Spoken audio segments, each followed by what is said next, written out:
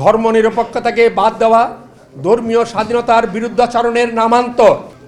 বাংলাদেশ অন্তর্বর্তীকালীন সরকার মুক্তিযুদ্ধের মাধ্যমে অর্জিত সংবিধান সংস্কারের জন্য অধ্যাপক ডক্টর আলী রিয়াজের নেতৃত্বাধীন একটি কমিটি গঠন করেছে।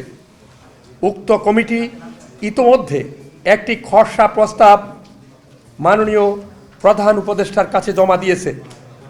পত্রিকান্তরে জানতে পারলাম এতে রাষ্ট্রের মূলনীতি পরিবর্তনের প্রস্তাব দেওয়া হয়েছে, বিশেষ করে ধর্মনিরপেক্ষতাকে বাদ দেওয়ার সুপারিশ করা হয়েছে। উল্লেখ্য, এই সংস্কার কমিটিতে সংখ্যালঘু সম্প্রদায়ের কোনো প্রতিনিধিত্ব ছিল না, বা সংস্কার কমিটির পক্ষ থেকে অংশীজন হিসাবে হিন্দু, বৌদ্ধ, খ্রিস্টান ও আদিবাসী সম্প্রদায়ের প্রাতিষ্ঠানিক নেতৃবৃন্দের সাথে এ বিষয়ে কোনো আলোচনাও করা হয়নি।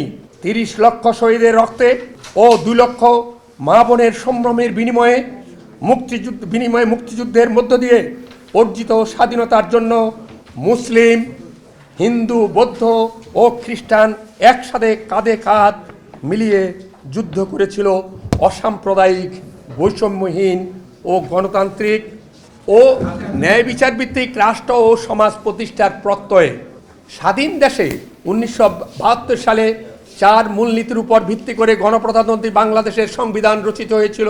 সংবিধান সংস্কার কমিটির পক্ষ থেকে ধর্মনিরপেক্ষতা সহ 3 মূলনীতি বাদ দেওয়া এবং গণপ্রজাতন্ত্রী শব্দটিতে পরিবর্তন আনার প্রচেষ্টা কোনোভাবেই গ্রহণযোগ্য নয়।